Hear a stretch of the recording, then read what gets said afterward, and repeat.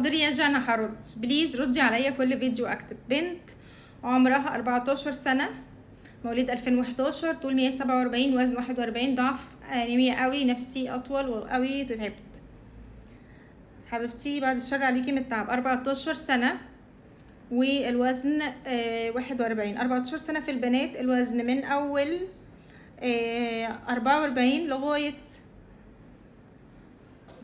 56 accepted. الطول 14 سنة في البنات من اول 156 لغاية 165. فالوزن قليل والطول قليل، معنى كده ان في نقص تغذية. عندك فرصة طالما في نقص تغذية، ممكن في خلال السنة دي تتولي لك 10 سنتي. بايه بقى؟ برضو بنفس الفكرة، هشتغل تمارين اطالة مهمة جدا جدا جدا جدا. التغذية بتاعتي اكون باكل كويس، جودة ونوعية كويسة، وكمان سعرات تكون مناسبة للسن بتاعي. يعني انا محتاجة، انا لما اجي ابني بيت، ابني عمارة، محتاجة ايه؟ محتاجة ان انا اجيب مواد البنى، حديد وطوب وزلط واسمنت، ومحتاجة راجل يبني، ومحتاجة اديله فلوس، اشتري البنى ده بفلوس. ده بيترجم على ايه في جسمنا؟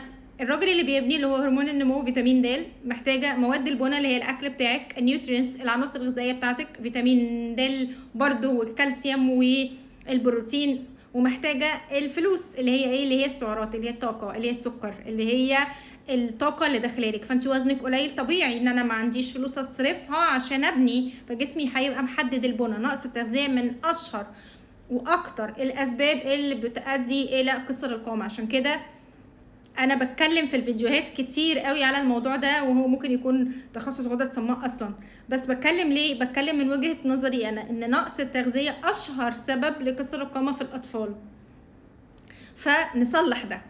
طبعا عندي ضعف وانيميا، اكيد الطول هيتاثر، كل حاجه في جسمك هتتاثر طالما عندنا انيميا. يعني الاكسجين اللي رايح لكل خليه من خلايا الجسم قليله، فالخلايا مش بتقوم بالوظائف الحيويه بتاعتها بشكل سليم. فيا جنى محتاجين نعمل ايه؟ محتاجين ناكل كويس. يعني تقدري تتابعي تغذيه، يا ريت اونلاين موجود، في العياده موجود، مع دكتور تاني كويس موجود، يبقى تغذيتك كويسه، على الاقل كوبايتين لبن في اليوم، 2 بيضه كل يوم، والبروتين كويس. ومحتاجين ان احنا نشتغل على تمارين الاطاله، ناخد المكملات، تاخدي برضو التشيكس جرو 10 سنتي بعد الغداء، وممكن ناخد معاه زنك كمان، وناخد اي مالتي فيتامين، وممكن ناخد كمان فيتامين د، الفي دروب، القطره كلها، العلبه كلها على كوبايه اللبن مره كل اسبوع، او ناخد اي فيتامين د 10,000 وحده مرتين في الاسبوع، او ناخد فيتامين د 5000 وحده 4 مرات في الاسبوع. اوكي، يبقى الحاجات اللي انا قلتها دي كلها لازم تتعمل يا جنى، وبسرعه، عشان في البنات الدنيا ما بتفضلش كده كتير. يعني معاكي من ال 14 ممكن تطولي لغايه ال 15، من بدايه ال 15 ل 16 خلاص الطول بدا يثبت، فانت معاكي السنه كمان. لو اشتديتي على نفسك جامد في اول كام شهر هتتولي لك حتى تعدي ال 147. يعني محتاجين 10 سنتي، هنبقى في اول الطبيعي.